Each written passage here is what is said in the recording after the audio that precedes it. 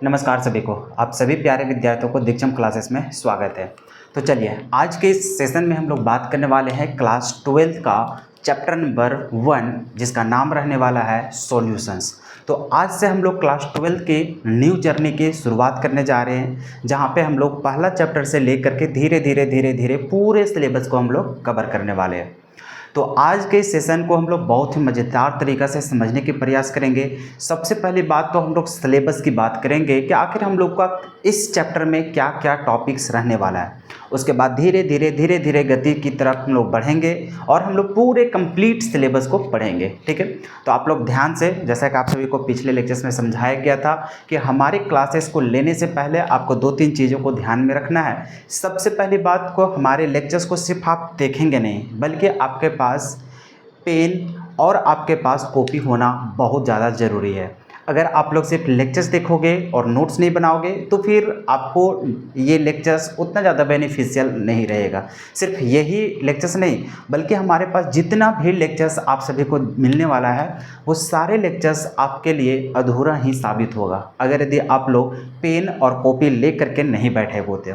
क्योंकि हमारा एक ही रूल्स होता है कि मैं जब पढ़ाऊँगा तो पढ़ाने के बाद आपको पूरा सिस्टमैटिक वे में नोट्स भी बनाते हुए चलना है। साथ साथ आप लोग नोट्स नहीं बनाओगे और अगर किसी नोट्स को आप लोग सिर्फ छापने का काम करोगे तो उससे आप लोग बेटर तरीक़ा से नहीं सीख पाओगे।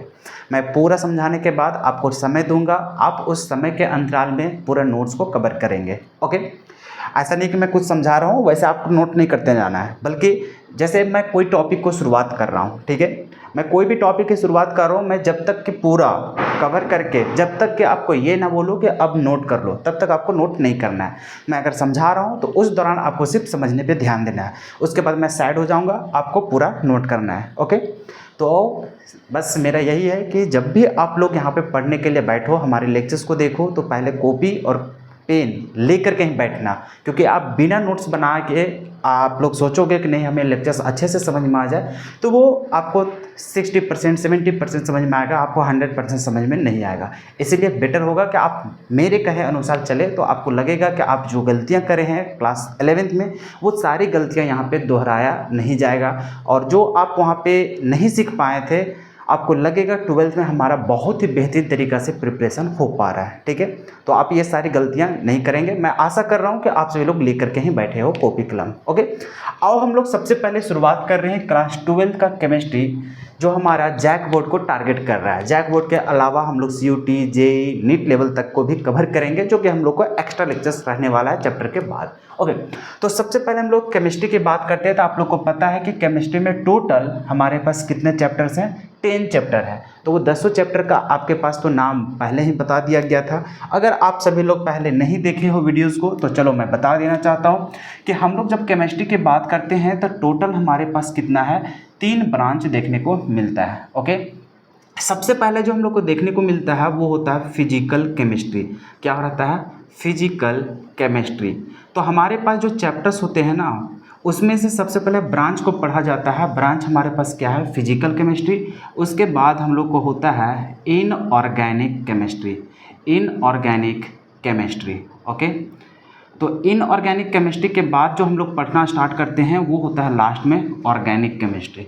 तो हमारे पास टोटल जो पार्ट यहाँ पे डिवाइड किया गया है केमिस्ट्री का, वो टोटल 3 पार्ट्स में इसको डिवाइड किया गया है। ओके, अब ये तीनों टॉपिक के अंदर हम लोग देखेंगे कितने चैप्टर्स अवेलेबल हैं।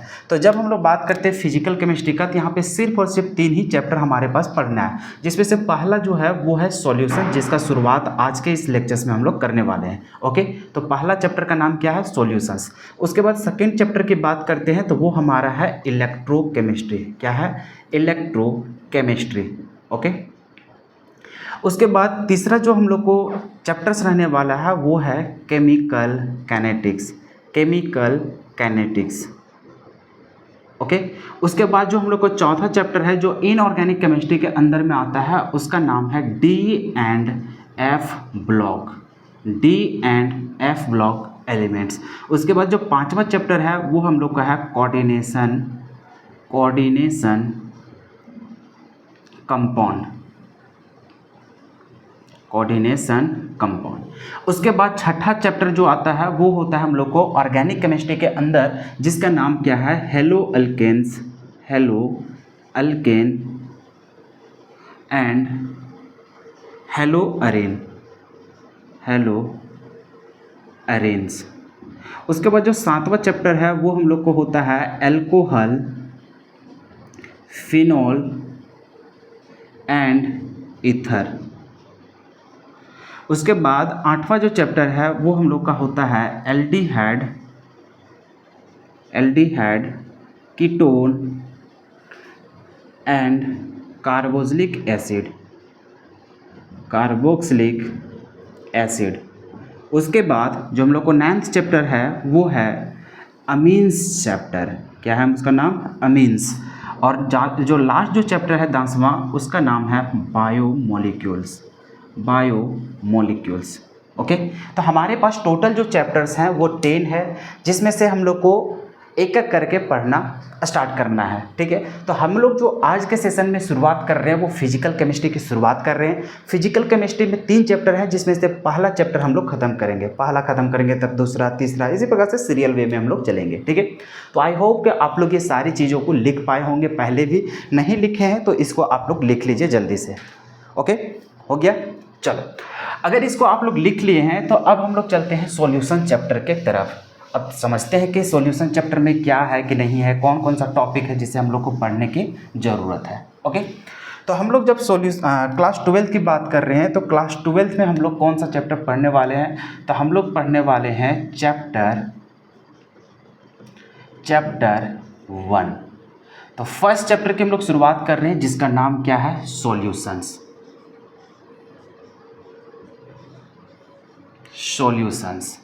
ओके, अब सबसे पहले बात होता है कि इस तरह हम लोग कोई भी चैप्टर की शुरुआत कर रहे हैं तो हमें ये बता दीजिए कि इससे कितने मार्क्स का क्वेश्चंस हमारे एग्ज़ाम में पूछे जाते हैं। तो मैं बता देना चाहता हूँ कि आप पिछले 3 वर्षों का एनालिसिस करोगे तो वहाँ से आपको समझ में आएगा कि इस चैप्टर में आपका टोटल जो मार्क्स पूछा जाता है वो 8 से लेकर के 10 नंबर तक का सवाल पूछता है। कभी 8 मार्क्स, कभी 9 मार्क्स, कभी 10 मार्क्स। तो कुल मिलाकर के आपको जो इस चैप्टर का जो मान रखना है वो है टोटल 10 मार्क्स लेकर के चलना है। ठीक है, जिसमें से एक तो फुल आपका रहता है 5 मार्क्स क्या न्यूमेरिकल रहता है। ठीक है, जो कि आपका लॉन्ग क्वेश्चंस में आपको देखने को मिलता है। बाकी आपको कभी कभी शॉर्ट क्वेश्चंस में देखने को मिल सकता है, कभी आपका 1 मार्क्स का सब्जेक्टिव में दिख जाता है, बाकी इसका ऑब्जेक्टिव में दिखता है। तो मोटा मोटी जो देखने को मिलता है वो इस चैप्टर का जो क्वांटिटी होता है, कभी कभी तो 11 मार्क्स का भी देखने को मिल जाता है। तो इसमें जो हम लोग टोटल मार्क्स की बात करेंगे वो टोटल हम लोग कितना लेकर चलेंगे? 10 मार्क्स। मतलब कि इस चैप्टर को आप पढ़ लेते हैं तो आपका बोर्ड एग्जाम में 2% आ जाएगा। सिर्फ एक चैप्टर को पढ़ने से आपका 2% बढ़ेगा सर्टिफिकेट में। समझ रहे हो? इकलौता ये चैप्टर है जिसमें आपको 2% बढ़ा देगा। तो अच्छा से आपको पढ़ते हुए चलना है, बहुत आसान है, आप लोग समझ जाओगे सारी बातें। तो हम लोग समझ गए कि सर सॉल्यूशन चैप्टर का टोटल जो मार्क्स होने वाला है वो कितना मार्क्स होने वाला है? 10 मार्क्स का। किस प्रकार का क्वेश्चन पूछता है, कैसे हम लोग जवाब देंगे कि नहीं देंगे, न्यूमेरिकल कैसा पूछता है, सारा कुछ हम लोग धीरे धीरे कंटिन्यू करेंगे, तो वहाँ से हम लोग समझते हुए चलेंगे। सबसे पहले हम लोग बात करते हैं सिलेबस का। किसका बात करते हैं हम लोग? सिलेबस। कि इस चैप्टर में हम लोग का सिलेबस क्या रहने वाला है फर्स्ट चैप्टर में। तो यहाँ पे हम लोग जो सबसे पहले देखेंगे वो हम लोग क्या देखते हैं? Introduction part. क्या हम लोग देखेंगे? Introduction part. इंट्रोडक्शन हम लोग देखेंगे, जिसमें से इंट्रोडक्शन के बाद हम लोग जो देखेंगे वो देखेंगे टाइप्स ऑफ सॉल्यूशंस हम लोग देखेंगे। सबसे पहले इंट्रोडक्शन में वही देखेगा ना कि सॉल्यूशंस क्या होता है। चैप्टर का नाम को ही हम लोग डिस्क्राइब करना स्टार्ट करेंगे, वो इंट्रोडक्शन पार्ट में चला जाएगा। इंट्रोडक्शन करने के बाद फिर हम लोग सॉल्यूशंस का टाइप देखेंगे, कितने टाइप का होता है, कौन कौन होता है, कैसे हम लोग समझेंगे, वो सारी बातें हम लोग करेंगे टाइप्स ऑफ सॉल्यूशन। इसके बाद जो हम लोग को जो नेक्स्ट जो टॉपिक होने वाला है वो होगा concentration term.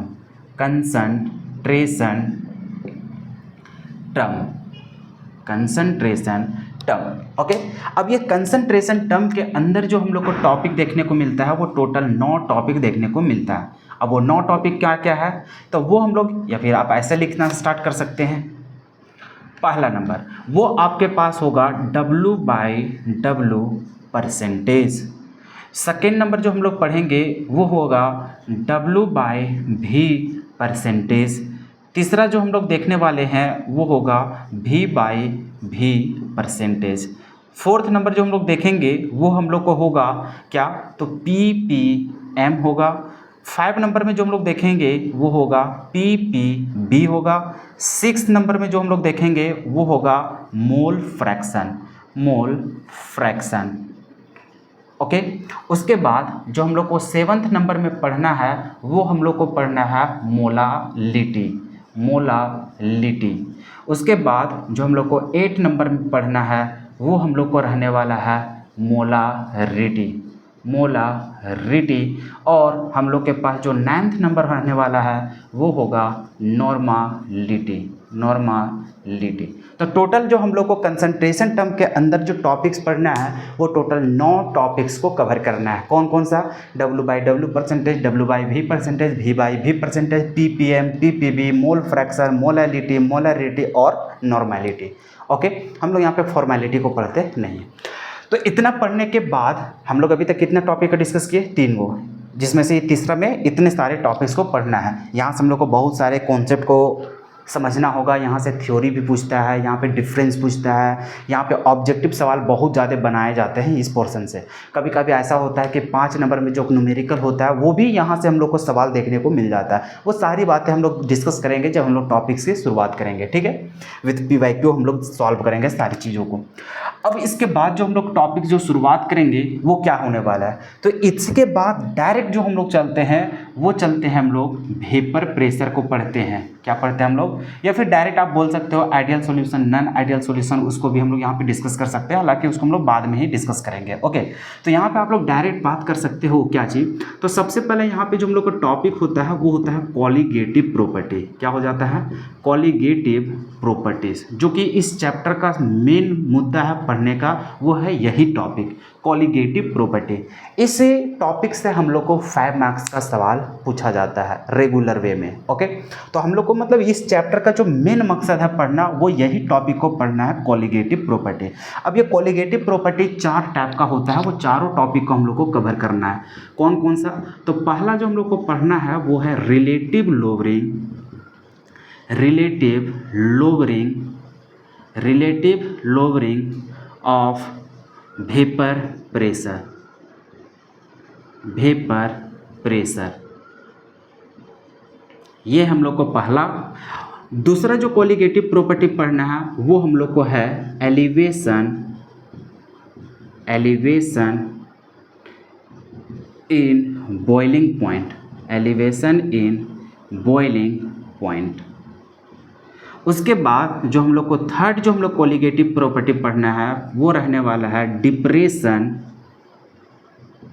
Depression in freezing point, depression in freezing point. Okay, उसके बाद जो लास्ट जो टॉपिक हम लोग को पढ़ना है वो है osmotic pressure, osmotic pressure. Okay, तो ये टॉपिक को हम लोग कवर करेंगे। जैसे हम लोग ऑस्मोटिक प्रेशर को कवर करेंगे तो ये कॉलिगेटिव प्रॉपर्टी हम लोग को समाप्त हो जाएगा। तो यहाँ पे क्या है कि जब स्टार्टिंग में कॉलिगेटिव प्रॉपर्टी को पढ़ा गया था तो यहाँ पर कुछ ही सब्सटेंस के बारे में हम लोग यहाँ पे डिस्कस कर सकते थे इस प्रॉपर्टी में, जहाँ पे हम लोग को वो क्या होता है, नॉन इलेक्ट्रोलाइट टाइप का सॉल्यूशंस होता, मतलब कि सॉल्यूट होता है, उसके बारे में यहाँ पे हम लोग डिस्कस कर सकते थे। जब हम लोग यहाँ पे इलेक्ट्रोलाइटिक सॉल्यूशंस के बारे में जब डिस्कस करना स्टार्ट किए थे और वहाँ पे कॉलिगेटिव प्रॉपर्टी को अप्लाई करना स्टार्ट किए तो वहाँ पे हम लोग को बहुत सारा करेक्शन देखने को मिला। तो उस जो थियोरिटिकल कंसेप्ट जो दिया गया था उस चीज़ को फिर से मॉडिफाई किया जाता है और उसके बाद हम लोग को पढ़ा जाता है जो हर एक सॉल्यूशंस को लिए सेटिस्फाइड होता है। तो उस जो कॉन्सेप्ट को हम लोग पढ़ते हैं उसको पढ़ते हैं एबनॉर्मल,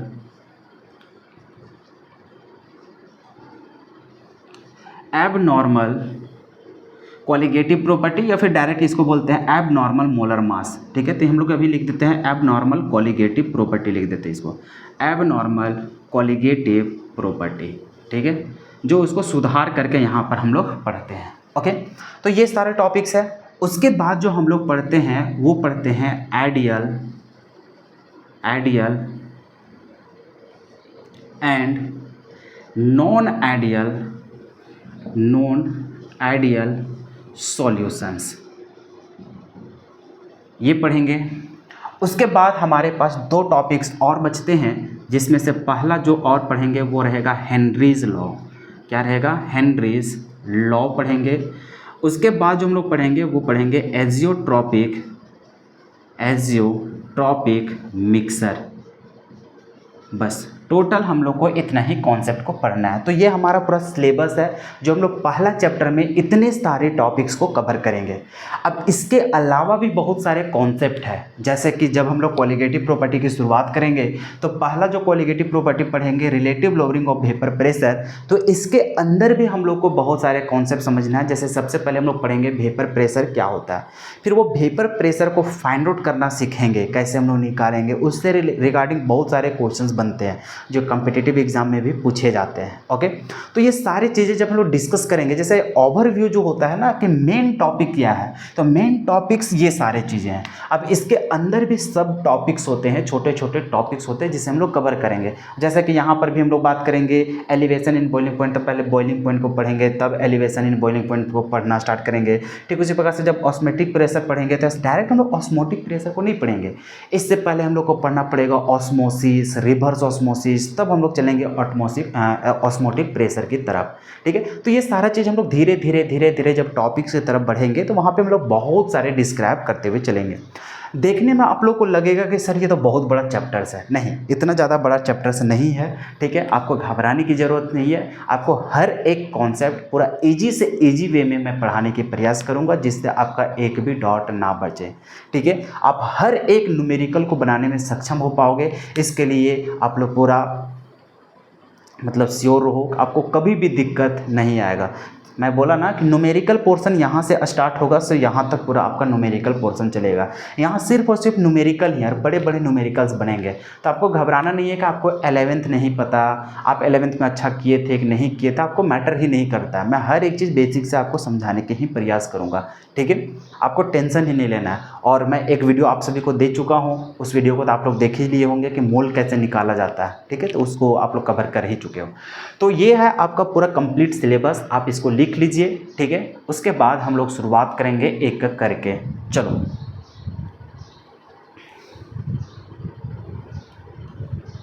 आपको नीचे दिख नहीं रहा होगा तो मैं थोड़ा सा आपको दिखा देना चाहता हूँ नीचे, ताकि आप नोट्स बना सको। देख लो जी, इतना ही आपके पास है। ओके, वो थोड़ा ज़्यादा ही जूम हो गया था, कोई बात नहीं। चलो जी, लिख लिए। ये है आपका पूरा सिलेबस। क्लियर है यहाँ तक? अब चलो एक एक करके हम लोग डिस्कस करते हैं पूरा इंट्रोडक्शन पार्ट को। जैसे कि हम लोग चैप्टर का नाम जब पढ़ रहे हैं, चैप्टर का नाम क्या है? सॉल्यूशन। अच्छा, सॉल्यूशन होता क्या है? सर हम लोग जब 9th क्लास में थे वहाँ पर थोड़ा सा डिस्कस किए थे सॉल्यूशंस के बारे में, पढ़ा था कि नहीं 9th क्लास में? यस सर, बिल्कुल पढ़े थे साइंस में। तो वहाँ पे आप लोग क्या किए थे, जैसे एक बीकर हम लोग ले लेते हैं। ठीक है, आराम आराम से समझते हुए चलिएगा, पूरा बारीकी से आपको समझ में आएगा कि क्या है। ठीक है, जब टॉपिक्स को आप समझ जाएंगे ना, तो उसके बाद इसके बाद जितना भी कॉन्सेप्ट रहे आप लोग बहुत ही बेहतरीन तरीक़ा से सीख पाओगे। जैसे कि यहाँ पे क्या होता है ना सर, यहाँ पे कोई चीज़ का मिश्रण बनाते हैं। अब वो मिश्रण जो बनाएंगे वो 2 या 2 से अधिक चीज़ों का हो सकता है। तो हम लोग जो यहाँ पे इस चैप्टर में पढ़ने वाले हैं, बेसिकली यहाँ पर जो हम लोग बेसिकली पढ़ने वाले हैं वो कैसा सॉल्यूशंस के बारे में पढ़ेंगे, जहाँ पर सिर्फ और सिर्फ 2 कंपोनेंट यूज होने वाला है। कितना?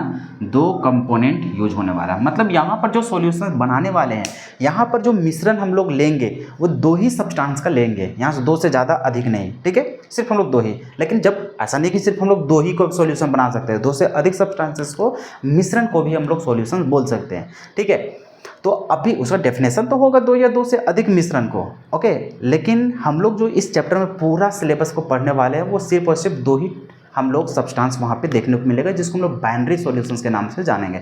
ये सब जब हम लोग टाइप्स ऑफ सॉल्यूशन पढ़ेंगे तो वहाँ पे आपको समझ में आ जाएगा। अभी फिलहाल देखो कि सॉल्यूशंस हम लोग कैसे बनाते हैं। सर यहाँ पे जैसे सॉल्यूशंस की बात कर लेते हैं, तो अभी जैसे गर्मी का दिन आ रहा है, गर्मी का दिन आ रहा है तो सर हम लोग क्या करेंगे? तो हम लोग सर यहाँ पे चीनी लेते हैं, पानी लेते हैं, वो दोनों को मिलाते हैं तो हम लोग को शरबत बन जाता है। सर बिल्कुल बन जाता है। तो उसको हम लोग सॉल्यूशन बोल देंगे। अरे वो बोलते कि नहीं बोलते हैं? बिल्कुल। तो हम लोग यहाँ पे क्या करते हैं सर, दो या दो से अधिक चीज़ों को क्या करते हैं, उसमें मिलाते हैं। मिलाने के बाद जो हम लोग मिश्रण बनता है उसको हम लोग क्या बोलते हैं, सॉल्यूशंस। ये तो सॉल्यूशन होता है। लेकिन आप अगर ऐसा जवाब अब देने जाओगे तो ये क्या हो जाएगा, गलत हो जाएगा। हर एक मिश्रण को सॉल्यूशंस आप नहीं बोल सकते हैं। अब ये चीज़ ध्यान से आप लोग सुनते हुए चलिएगा। कभी भी आपको अगर ये बोला जाए कि डिफाइन सॉल्यूशंस, कि सॉल्यूशंस क्या होता है, इसको आप डिफाइन करें, तो आप ये मत बोलिएगा कि दो या दो से अधिक सब्सटेंस या फिर दो या दो से अधिक कंपोनेंट को मिक्स कर देंगे तो उससे जो मिश्रण बनेगा उसी को सॉल्यूशन बोलेंगे। ये कहना आपका सरासर गलत हो जाएगा। क्यों सर? जैसे कि अभी आपके पास दो को डब्बा हम बना लेते हैं, दो को हम यहाँ पे कंटेनर बना लेते हैं, ठीक है। जैसे कि आप यहाँ पे देख सकते हैं कैसा, जैसे आपके पास दो को विकर हम यहाँ पे बना दिए हैं, ठीक है। अब ये दोनों विकर में देखना मिश्रण हम लोग बनाने जा रहे हैं, किसका किसका। जैसे यहाँ पर हम जो डाल रहे हैं वो हम डाल रहे हैं शुगर, शुगर मतलब चीनी, ओके। और हम लोग यहाँ पे जो मिला रहे हैं वो है पानी, मतलब वाटर। ये दोनों को मिश्रण हम लोग बना दिए यहाँ पर, ठीक है। ये दोनों को मिला दिए, मिलाने के बाद यहाँ पे हम लोग को सॉल्यूशन बना, मतलब मिश्रण बना। अभी सॉल्यूशन होगा कि नहीं ये हम लोग पता करने जा रहे हैं। अभी तो ये मिश्रण बना रहे हैं, ठीक है, मिक्सर। अब यहाँ पर समझो, यहाँ पर जो हम लोग मिक्सर बना रहे हैं वो किसका किसका बना रहे हैं। तो यहाँ पर आप ले लिए सॉइल, क्या चीज़ ले लिए हो, सॉइल, मिट्टी ले लिए हो। और यहाँ पर जो हम लोग ले लिए हैं वो किसका, वाटर। मतलब हम लोग दो को कंटेनर है, दोनों में से अलग अलग कहानी हम लोग करने जा रहे हैं। एक में हम लोग क्या कर रहे हैं, तो एक में हम लोग यहाँ पर सॉइल ले लिए और हम लोग क्या ले लिए, वाटर। मतलब यहाँ पे मिट्टी और पानी का मिश्रण हम लोग कर रहे हैं, दोनों को मिक्स करके हम लोग यहाँ पे बना दिए। ठीक उसी प्रकार से यहाँ पर जो बना रहे हैं वो शुगर और वाटर ले लिए, मतलब चीनी और पानी ले लिए।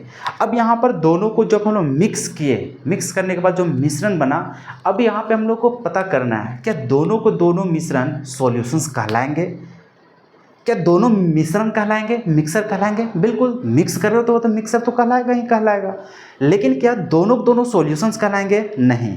हम लोग यहाँ पे देखेंगे कि ये जो शुगर और वाटर का जो मिक्सर जो है ये हम लोग को सॉल्यूशंस कहलाएगा। लेकिन वही हम लोग सॉइल और वाटर की बात करेंगे, मिट्टी और वाटर का बात करेंगे, तो ये हम लोग को सॉल्यूशंस का एग्जाम्पल नहीं होगा। अब ये क्यों नहीं होगा, बात तो यहाँ पे खड़ा होता है। तो हम लोग यहाँ पे समझना स्टार्ट करते हैं कि सॉल्यूशंस आखिर इसको क्यों नहीं बोल रहे हैं, इसको हम लोग सॉल्यूशंस क्यों बोल रहे हैं।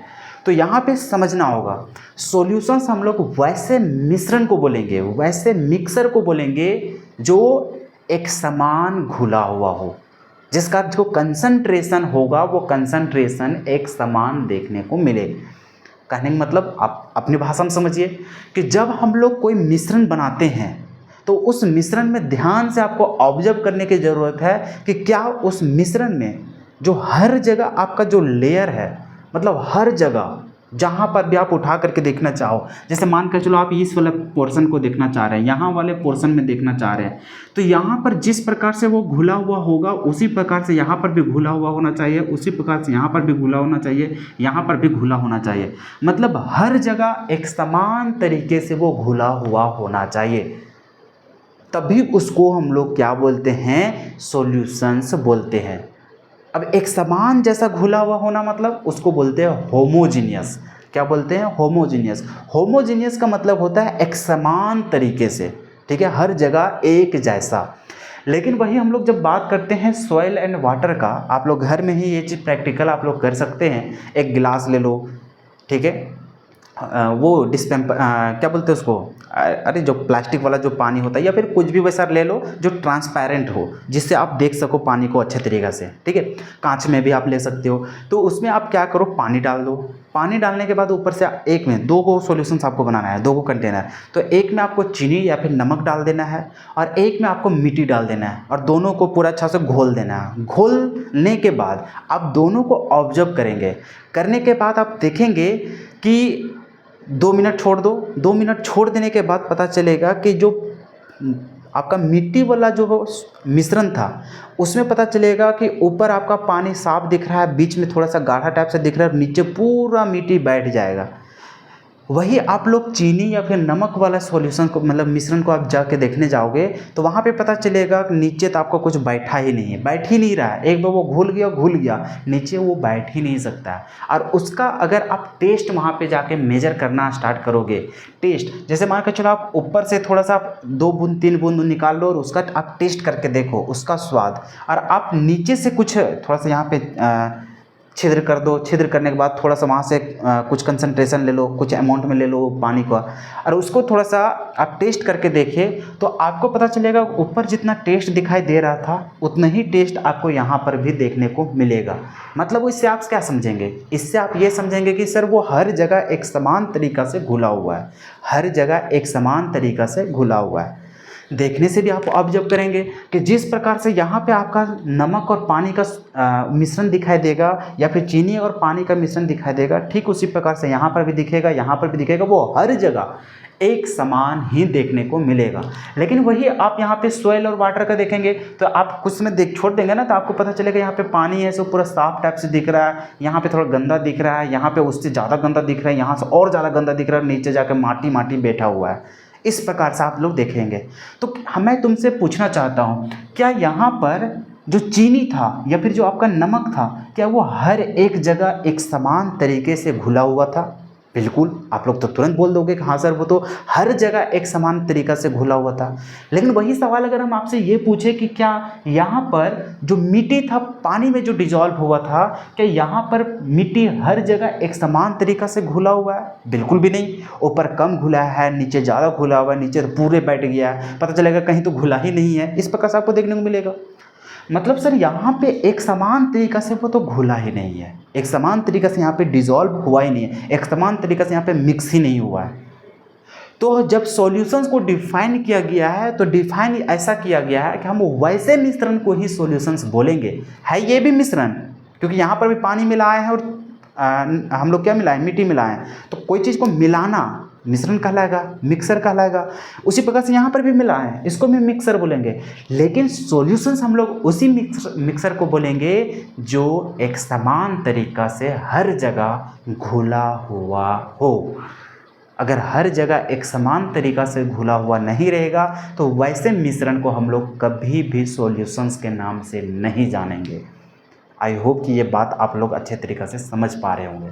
तो आखिर सर हम लोग अब समझ पाए हैं कि सॉल्यूशंस किसको बोलेंगे, किसको सॉल्यूशंस नहीं बोलेंगे। सर हम लोग जैसे बालू ले लेते हैं, सैंड, उसको आप पानी में डिजॉल्व कर दोगे तो क्या उसको सॉल्यूशंस बोलेंगे? बिल्कुल भी नहीं सर, वो तो घुलेगा ही नहीं, एक जगह एक समान जैसे घुला ही नहीं मिलेगा।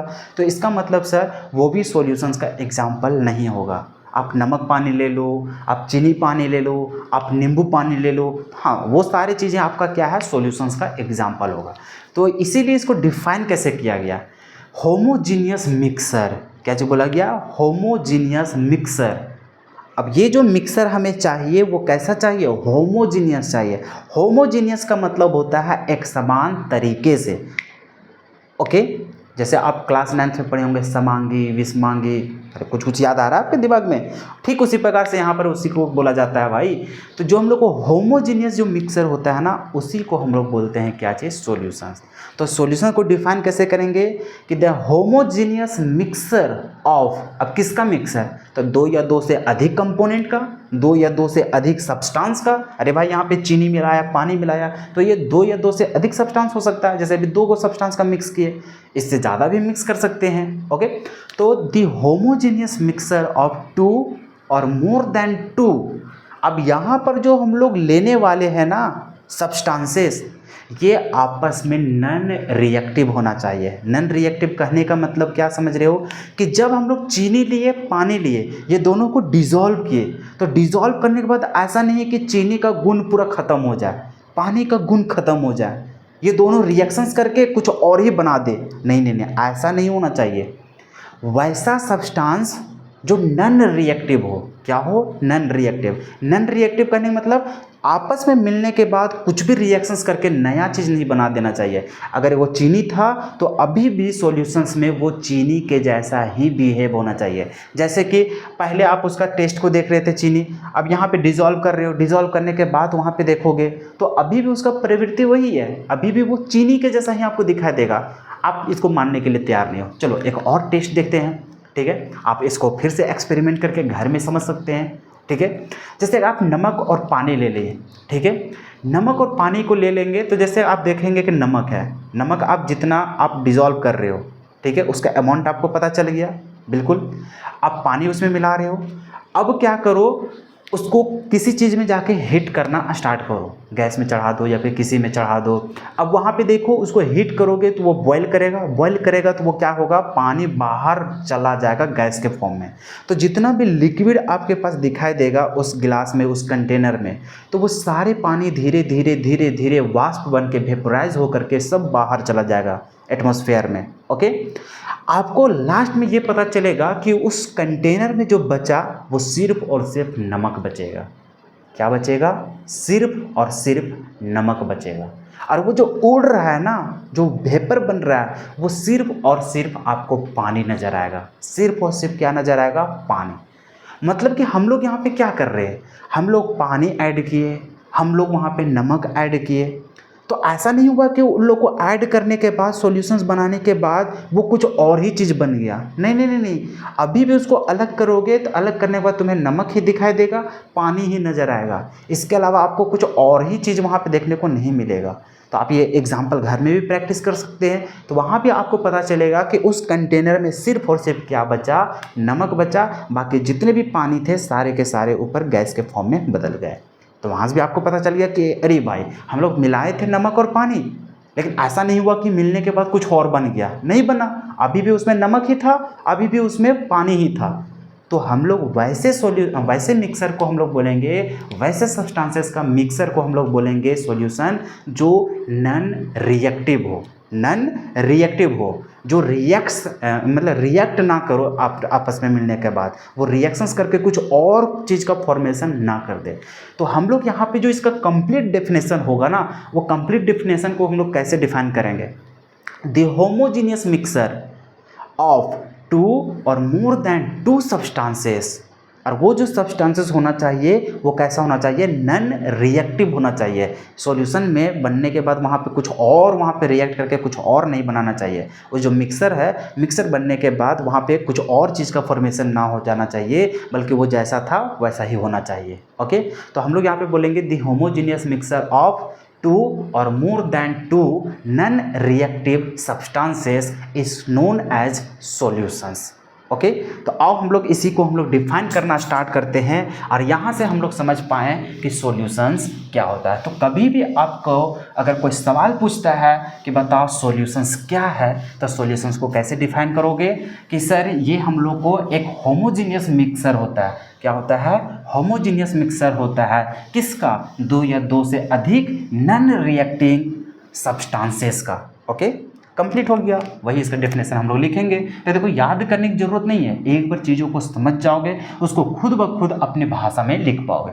अभी हम लोग क्या समझे कि सर ये जो सॉल्यूशंस हो, ये जो मिक्सर होना चाहिए वो मिक्सर कैसा होना चाहिए? होमोजीनियस होना चाहिए। क्या हो जाना चाहिए? होमोजीनियस। तो वही हम लोग लिखेंगे द होमोजीनियस। क्या लिखेंगे? The homogeneous. द होमोजीनियस क्या? मिक्सर। तो हम लोग लिखेंगे द होमोजीनियस मिक्सर किसका? किसका मिक्सर? सर दो या दो से अधिक सब्सटेंस का। तो वही लिखेंगे the homogeneous mixture of two, दो का भी हो सकता है, दो से अधिक का भी हो सकता है।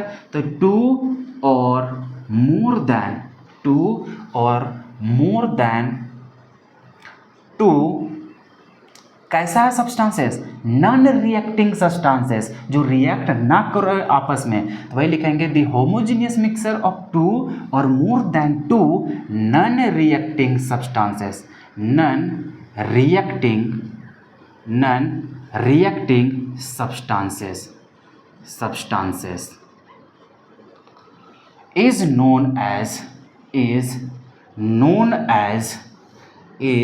known as क्या नाम से जाना जाता है भाई? तो ये हम लोग को बोला जाता है सॉल्यूशंस के नाम से।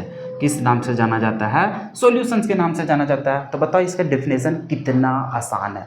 जैसे एग्जाम्पल तुमसे पूछ देगा कोई कि बताओ भाई इसका एग्जाम्पल तुम क्या क्या बता सकते हो, तो तुम आसानी से बता सकते हो। वैसे सॉल्यूशन जो हर जगह एक समान तरीक़ा से घुला हुआ, जैसे तुम बोल सकते हो कि NaCl नमक है, इसको मिला देते हैं किसके साथ? वाटर के साथ, हो जाएगा। ओके, उसी प्रकार से तुम क्या बोल देगा, तो तुम बोल देना यहाँ पर शुगर और प्लस वाटर। ओके, तुम यहाँ पे बोल सकते हो ग्लूकोज, जानते हो ना ग्लूकोज किसको बोलते हैं? वही, हाँ, ग्लूकोन-डी, ग्लूकोज प्लस वाटर ले लो। ओके, वही चीज़ तुम यहाँ पे बोल सकते हो क्या? यूरिया का भी ले सकते हो कि यहाँ पर यूरिया ले लिया और वाटर ले लिया। तो हाँ, इसी प्रकार से तुम बहुत सारे एग्जाम्पल दे सकते हो, जो किसका एग्जाम्पल होगा? सॉल्यूशंस का। इन लोग को जब मिक्स करोगे ना, तो मिक्स करने के बाद तुम्हें दिखाई देगा कि हर जगह एक समान तरीक़ा से घुला हुआ है। तो ऐसे ही मिश्रण को हम लोग क्या बोलते हैं? सॉल्यूशंस के नाम से जानते हैं। आई होप कि हर एक बंदा को सॉल्यूशंस का डिफिनेशन क्लियर हो गया होगा। कल को अगर कोई पूछता है तो उसे जैसे तैसे जवाब नहीं दोगे, बल्कि फैक्ट के साथ और उसको एग्जाम्पल के साथ उसको समझा पाओगे पूरा सॉल्यूशंस का। क्लियर है सभी बच्चों का? क्या यहाँ तक सभी बच्चों का क्लियर है? आओ जी, इतना लिख लो, उसके बाद हम लोग आगे बात करते हैं। ठीक है, अगर यहाँ पे तुम फिगर बनाना चाहते हो तो फिगर भी बना देना इस प्रकार से सुंदर सा। ठीक है, ऐसे बना लेना और यहाँ पे ऐसे लिख देना। ओके, अब यहाँ पे तुम लिख देना क्या? NaCl plus water solution. चाहो तो लिख सकते हो, चलो लिख लो इतना जल्दी से। हो गया? चलो, तो अब हम लोग जैसे सॉल्यूशंस का डेफिनेशन को समझ पाए हैं, इसका एग्जाम्पल को हम लोग समझ पाए हैं। ठीक है, तो अब सबसे पहले हम लोग समझते हैं कि सॉल्यूशंस को बनाते हैं, तो बनाने के लिए हम लोग कंपोनेंट्स को यहाँ पे क्या कर रहे थे? यूज कर रहे थे, जिसमें से दो या दो से अधिक चीज़ों का यहाँ पे ले रहे थे। जैसे मान के चलो अभी हम लोग ये जो सॉल्यूशंस बना रहे थे, ठीक है, ये जो सॉल्यूशंस बना रहे थे, तो यहाँ पे हम लोग कोई भी चीज़ का मिक्स कर रहे थे। जैसे मान कर चलो A था, यहाँ पर हम लोग मान कर चलो B को मिक्स किए, ठीक उसी प्रकार से हम लोग C को भी मिक्स किए। तो इस तरह से दो या दो से अधिक चीज़ों को मिक्स कर रहे थे, तब हम लोग को क्या बन रहा था? सॉल्यूशन। तो यहाँ पे हम लोग ये सारे जो मिक्स कर रहे हैं, इस सारे चीज़ों को किस नाम से हम लोग जानेंगे? सॉल्यूशन तो हम लोग को बन गया, वो जो मिश्रण जो बना, वो जो मिक्सर बना, उसको हम लोग सॉल्यूशंस बोल रहे थे। ओके, तो वो सॉल्यूशन को बनाने के लिए जो कंपोनेंट यूज हुआ, उस कंपोनेंट को क्या बोलेंगे? तो इसको हम लोग डिफाइन करते हैं दो तरीका से। ओके, पहला, जो कम अमाउंट में मिक्स होता है उसको बोलते हैं सॉल्यूट, और जो लार्ज अमाउंट में मिक्स होता है उसको क्या बोलते हैं? सॉल्वेंट। तो यहाँ पर जो हम लोग मिक्स करते हैं ना सब्सटेंस को, उस सब्सटेंस को दो नाम दिया गया है, एक दिया गया है सॉल्यूट, दूसरा नाम दिया गया है सॉल्वेंट। तो कभी भी अगर आपसे सवाल ये पूछा जाए कि सॉल्यूशंस कैसे बनता है, तो आप बोलोगे सॉल्यूट और सॉल्वेंट को मिक्स करने के बाद हम लोग को क्या बनता है? सॉल्यूशंस बनता है। तो आओ हम लोग एक एक करके समझना स्टार्ट करते हैं। तो हम लोग जब यहाँ पे सॉल्यूशंस की बात करते हैं, किसका बात करते हैं? सॉल्यूशंस का। सॉल्यूशंस, तो ये जो सॉल्यूशंस बनता है ना, वो सॉल्यूशंस कैसे बनता है? तो यहाँ पर हम लोग को बनता है solute, solute plus solvent, solute plus solvent. तो यहाँ पे हम लोग देख रहे हैं कि सॉल्यूट और सॉल्वेंट को मिलाने से हम लोग को क्या बनता है? सॉल्यूशंस बनता है। क्या बनता है? सॉल्यूशंस बनता है। तो अब हम लोग को सवाल ये बनता है कि सॉल्यूट किसको बोलते हैं, सॉल्वेंट किसको बोलते हैं? तो आप उसे सिंपल भाषा में समझा सकते हो। क्या बोल सकते हो कि ये जो सॉल्यूट होता है, उस सॉल्यूशन में जो प्रेजेंट होता है ना, जैसे ये सॉल्यूशन हम लोग A भी प्रेजेंट है, C भी प्रेजेंट है, B भी प्रेजेंट है, तो किसको सॉल्यूट बोलोगे? तो हम लोग यहाँ पे बोलेंगे कि इस मिश्रण में, इस सॉल्यूशंस में जो लेस अमाउंट में जो प्रेजेंट होगा, जिसकी मात्रा कम होगा, उसको हम लोग क्या बोलेंगे? सॉल्यूट बोलेंगे। तो कभी भी सॉल्यूट बोलेगा तो हम लोग यहाँ पे डायरेक्ट बोल देंगे कि प्रेजेंट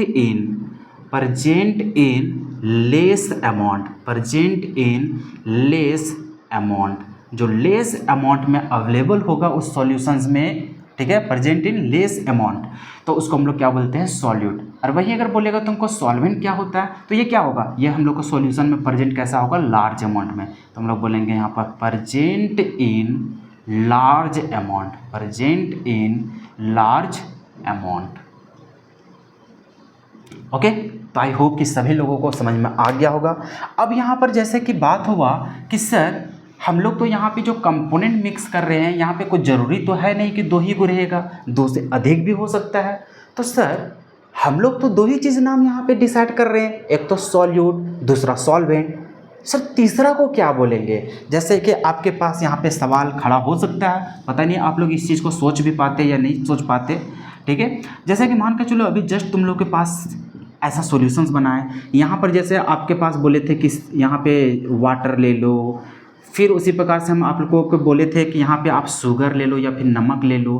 तो आपके मन में तो ये सवाल पैदा हो सकता था ना कि सर यहाँ पर जब हम लोग दो कंपोनेंट ले रहे हैं तो हम लोग यहाँ पे डिफाइन तो कर लेंगे कि एक सॉल्यूट कौन होगा, सॉल्वेंट कौन होगा। ओके, जैसे कि यहाँ पे वाटर लार्ज अमाउंट में प्रेजेंट है तो उसको बोलेंगे सॉल्वेंट, चीनी हम लोग को है लेस अमाउंट पे तो इसको बोलेंगे सॉल्यूट।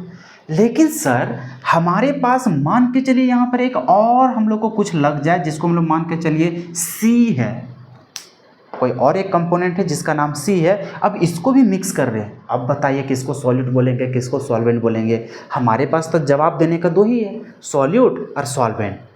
लेकिन हमारे पास तो यहाँ पे कंपोनेंट दो से अधिक हो गया, तो किसको सॉल्यूट बोलेंगे, किसको सॉल्वेंट बोलेंगे? अब ये माइंड में तो कन्फ्यूजन आता है, लेकिन आपको कन्फ्यूज होने के बिल्कुल भी ज़रूरत नहीं है। सीधा एक जवाब यहाँ पे सुनो और इसको ध्यान से समझो। कभी भी अभी हम लोग सॉल्यूट और सॉल्वेंट को कैसे डिफाइन किए कि जो लेस अमाउंट में प्रेजेंट होगा उसको सॉल्यूट और जो लार्ज अमाउंट में प्रेजेंट होगा उसको हम लोग सॉल्वेंट बोलेंगे। तो जैसे कि हमारे पास वाटर है, शुगर और एक कंपोनेंट है जिसका नाम सी है, तो यहाँ तीनों में से सबसे पहले देखेंगे कि सॉल्वेंट कौन होगा। तो सॉल्वेंट का जवाब देना सबसे आसान है, क्या बोलोगे? जो लार्ज अमाउंट में प्रेजेंट होगा। तो ये तीनों में से देखेंगे कौन लार्ज अमाउंट में प्रेजेंट है। जैसे पानी तुम्हारा क्या है, लार्ज अमाउंट में, तो उसको सॉल्वेंट बोलेंगे। बाकी जो कंपोनेंट बच जाएंगे, जैसे यहाँ पे तीन कंपोनेंट था, एक का नाम क्या हो गया, सॉल्वेंट, किसको बोला, जो लार्ज अमाउंट में रहेगा। बाकी दो सब्सटेंस जो बच गया ये दोनों कहलाएंगे सॉल्यूट। ये दोनों, ऐसा नहीं कुछ और कहलाएगा, ये दोनों के दोनों क्या कहलाएंगे, सॉल्यूट कहलाएंगे। सॉल्वेंट सॉल्यूशन में सिर्फ और सिर्फ एक हो सकता है, लेकिन सॉल्यूट एक से ज़्यादा हो सकता है। तो ये दिमाग आज के बाद सेट कर लेना। कभी कभी बहुत सारे लोग तुमको बेसिक चीज़ों में फंसा सकता है, ठीक है, टेस्ट करेगा बहुत लोग तुम्हें कि देखते हैं तुम्हें कितना नॉलेज है, तो तुम वहाँ पे फंसोगे नहीं। खास करके मेरे स्टूडेंट रहने के बाद तुम किसी भी इंसान के पास फंस नहीं सकते, बल्कि तुम उसको उल्टा फंसा दोगे क्वेश्चंस के, ठीक है। तो मान के चलो कल को तुम्हारे सामने ऐसा ही जवाब रह गया, तो तुम कैसे जवाब दोगे? तो हमेशा उसको बोलोगे कि भाई सॉल्वेंट एक ही हो सकता है, सॉल्यूट एक से ज़्यादा हो सकता है। सॉल्यूट कभी भी हम लोग को डिफाइन नहीं रह सकता है कि वो एक ही होगा, एक से ज़्यादा भी हो सकता है। अब वहाँ पे नंबर ऑफ पार्टिकल, मतलब नंबर ऑफ कंपोनेंट कितना अवेलेबल है उसके बेसिस पे। लेकिन हाँ, जो सॉल्वेंट होगा वो सॉल्वेंट हमेशा हमेशा हमेशा सिर्फ एक ही होगा, और वो उसी को बोलेंगे जो सबसे लार्ज अमाउंट में प्रेजेंट होगा, उसी को हम लोग क्या बोलेंगे, सॉल्वेंट बोलेंगे। इसके अलावा जितने भी कंपोनेंट होंगे सबको सॉल्यूट बोलेंगे। तो आओ हम लोग यहाँ पे समझते हैं, और यहाँ पे हम लोग एक स्टेटमेंट लिख देते हैं जिससे हम लोग को आगे आने वाला दिन में कभी भी कन्फ्यूजन नहीं होगा। तो इसको हम नोट करके लिखा देते हैं, जो कि कभी भी नोट लिखाएंगे तो यहाँ पे समझ जाना कि यहाँ पे कुछ स्पेशल बातें की गई है जो हम लोग को आगे चल करके कोई कंफ्यूज ना कर दे, जो बेसिक चीज़ें हैं, ठीक है। तो ये हम यहाँ पे नोट करवा करके पूरा बातें लिखवाते हुए चलेंगे, ठीक है। तो यहाँ पे आप लोग क्या लिखोगे, तो यहाँ पे लिखो कि सॉल्वेंट, ओके। सॉल्वेंट में क्या लिखोगे, तो यहाँ पे लिखो सिर्फ एक ही हो सकता है, एक ही हो सकता है, ओके। लेकिन वही अगर हम लोग बात करेंगे सॉल्यूट का, वही बात करेंगे हम लोग सॉल्यूट का, तो सॉल्यूट क्या हो सकता है, एक से ज़्यादा भी हो सकता है। तो यहाँ पे हम लोग बोलेंगे कि एक से ज़्यादा हो सकता है, ओके। तो इस प्रकार से हम लोग यहाँ पे समझेंगे। जैसे अगर कोई एग्जाम्पल भी तुमसे अगर पूछ देगा तो यहाँ पे छोटा सा तुम इस प्रकार से ड्रॉ करके भी बोल देना, सिंपल से बात उसको समझाने के लिए। जैसे मान के चलो ये सॉल्यूशंस हम यहाँ पे बनाए हैं, ओके, ये सॉल्यूशंस हम लोग क्या किए हैं, बनाए हैं। अब यहाँ पे 3 कंपोनेंट हैं, जिसमें से एक हम लोग ले लिए हैं वाटर, क्या ले लिए हैं, वाटर, दूसरा ले लिए हम लोग बी, और तीसरा जो हम लोग ले लिए हैं वो सी, ओके। तो यहाँ पे उन्हें समझाने के लिए आप बोलिएगा, क्योंकि ये जो वाटर है वो हमेशा लार्ज अमाउंट में ही लिया जाता है, तो यहाँ पे आप बोल सकते हो कि ये जो होगा वो हम लोग को क्या होगा, सॉल्वेंट, क्योंकि ये हम लोग को क्या होता है, लार्ज अमाउंट में अवेलेबल होता है। बाकी ये जो बी एंड सी है ये दोनों के दोनों क्या कहलाएंगे, तो ये दोनों के दोनों हम लोग का सॉल्यूट कहलाएगा, सिंपल सी बात। आई होप कि आप सभी लोग कभी भी जीवन में कंफ्यूज नहीं होगे, सॉल्यूशंस क्या होता है, सॉल्यूशंस को बनाते कैसे हैं, बनाने वाले जो कंपोनेंट होते हैं उसको क्या बोलते हैं, ये सारी बातें आप सभी को क्लियर हो गई होगी।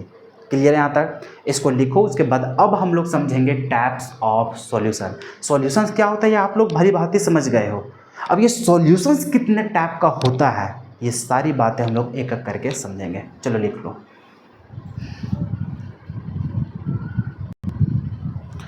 अब देखो, अब हम लोग देखने जा रहे हैं क्लासिफिकेशन, कि जैसे सॉल्यूशन को किस टाइप से हम लोग डिफाइन कर सकते हैं अलग अलग तरीके से, ठीक है। तो सॉल्यूशंस का जो क्लासिफाई किया गया है वो टोटल हम लोग 5 टाइप का हम लोग देखेंगे, ठीक है। एक एक करके हम लोग सारी चीज़ों को डिस्कस करेंगे, जिसमें से पहला जो हम लोग देखने जा रहे हैं कि कैसे इसको क्लासिफाई किया गया है सॉल्यूशंस को। तो सबसे पहला है वो है on the basis of water as solvent. जैसा कि अभी आप लोग देख रहे थे कि हम लोग सॉल्यूशंस को कैसे बोल रहे थे कि सर ये रहा हमारे पास कंटेनर, ओके। अब इस कंटेनर में हम लोग मिक्स कर रहे थे 2 सब्सटेंसेस को, मान के चलिए। जैसे कि यहाँ पर हम लोग को है ए और हम लोग का है क्या, बी, इस प्रकार से है। अब सर यहाँ पे हम लोग देख रहे थे कि जो लार्ज अमाउंट में होता है उसको सॉल्वेंट बोलते थे, जो लेस अमाउंट में होता था उसको सोल्यूट बोलते थे। क्लियर है? यहाँ तक तो सभी लोगों को क्लियर है? Yes sir. अब यहाँ पर देखो, सॉल्वेंट के बेसिस पे सॉल्यूशंस को डिफाइन किया गया, ठीक है। कि मान कर जो सॉल्वेंट है वो सॉल्वेंट जो लार्ज अमाउंट में डिसॉल्व किया गया है, उस सॉल्वेंट क्या है, तुम्हारा पानी है। क्या है? पानी। अरे भैया, जो मिक्स कर रहे हो 2 चीज़ों को, मान के चलो, कोई ज़रूरी थोड़ी कि वहाँ पे पानी ही होगा, पानी के अलावा भी तो कोई चीज़ हो सकता है। तो सॉल्वेंट के बेसिस पे डिफाइन किया गया है सॉल्यूशन को, कि मान के चलो तुम्हारे सामने ऐसा सॉल्यूशन है जिसमें सॉल्वेंट क्या लिया गया है, पानी। क्या लिया गया है? पानी।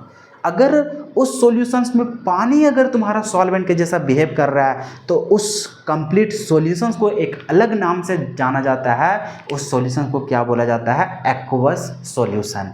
क्या बोला जाता है? Aqueous solution. उस सॉल्यूशन का एक अलग नाम हो जाता है। किसके बेसिस पे? सॉल्वेंट के बेसिस पे। अगर सॉल्वेंट तुम्हारा पानी है तो उस सॉल्यूशन को बोलेंगे एक्वस सॉल्यूशन। और मान के चलो तुम्हारे पास ऐसा सॉल्यूशन है जिसमें पानी है ही नहीं, पानी के अलावा है तुम्हारे पास कुछ भी, जैसे बेंजीन है, टॉल्विन है, इस प्रकार से, तो हम लोग वैसे सॉल्यूशंस को क्या बोलेंगे? उसमें तो पानी है ही नहीं, तो उस सॉल्यूशन को बोलते हैं नॉन एक्वस सॉल्यूशन, कि जिसमें सॉल्यूशन मतलब उसमें सॉल्वेंट पानी नहीं है, तो उसी के लिए बोला गया नॉन एक्वस सॉल्यूशन। यहाँ पे एक वर्ड यूज हो रहा है। वर्ड क्या यूज हो रहा है? एक्वस। सबसे पहले हम लोग बात करते हैं एक्वा। कभी भी अगर एक्वा का बात होता है तो एक्वा का मतलब होता है वाटर। क्या होता है? वाटर। तो वही जो सॉल्यूशन है ना जिसमें पानी अवेलेबल हो, तो उसको बोला जाता है एक्वस सॉल्यूशन, कि वहाँ पे सॉल्वेंट क्या है? पानी है। और पानी नहीं है तो उसको क्या बोला गया है? Non aqueous. नॉन का मतलब वहाँ पे है ही नहीं, ठीक है, तो उसको बोला जाता है नॉन एक्वस सॉल्यूशन। तो यहाँ पे देखो 2 टाइप से इसको डिफाइन किया गया। किसके बेसिस पे? वाटर अगर वो सॉल्वेंट के जैसा बिहेव कर रहा है तब, ठीक है, तो on the basis of water as solvent. तो हम लोग यहाँ पे 2 टाइप का देख रहे हैं, एक्वस और क्या चीज? Non aqueous. तो बताओ एक्वस सॉल्यूशंस कब बोलेंगे? तो जब हम लोग को क्या हो, वाटर को लिया गया हो किसके जैसा? सॉल्वेंट के जैसा। ओके, तो हम लोग यहाँ पे बोलेंगे कि water is taken as solvent. अगर मान के चलो वाटर को सॉल्वेंट के जैसा लिया गया है तो वैसे सॉल्यूशंस को किस नाम से जानते हैं? Aqueous solution. जैसे कि यहाँ पर अगर हम लोग एग्जाम्पल की बात करें तो एग्जाम्पल भी हम लोग लिख सकते हैं। जैसे मान के चलो तुम यहाँ पर ले लिया NaCl मतलब नमक ले लिया और यहाँ पर मिक्स कर दिया क्या चीज़? वाटर। तो वहाँ पे तुम देखोगे नमक ज़्यादा थोड़ी डिजॉल्व करते हो भाई, पानी ही ज़्यादा डिजॉल्व करते हो। तो अगर यहाँ पे सॉल्वेंट तुम्हारा वाटर आ गया है तो उस सॉल्यूशन को क्या बोलते हैं? Aqueous solution. जब हम लोग को पानी को किस जैसा लिया गया? सॉल्वेंट के जैसा लिया गया। अगर तुम्हारे पास वैसा सॉल्यूशन जिसमें पानी लिया ही नहीं गया है सॉल्वेंट के जैसा, तो वैसे सॉल्यूशन को क्या बोलते हैं? Non aqueous solution. तो इसका डिफाइन कैसे करोगे कि water is not taken as solvent। जब हम लोग को वाटर को सॉल्वेंट के जैसा नहीं लिया जाता है तो उस सॉल्यूशंस को क्या बोला जाता है? नॉन एक्वस सॉल्यूशंस के नाम से जानते हैं। जैसे इसका एग्जांपल तुम ले सकते हो कि अभी मान के चलो तुम नमक लिया जैसे NaCl। अब ये नमक को तुम डिजॉल्व कर रहे हो पानी में नहीं, बल्कि अब जो कर रहे हो वो बेंजीन में कर रहे हो। कैसा कर रहे हो? बेंजीन में। अब ये बेंजीन भी लिक्विड फॉर्म में होता है, ठीक है। अब इस बेंजीन में तुम उसको डिसॉल्व कर रहे हो, किसको? नमक को। तो क्या इसमें कहीं पर भी तुम्हें पानी नजर आया? नहीं। तो इस प्रकार के सॉल्यूशन को क्या बोला गया है? Non aqueous solution.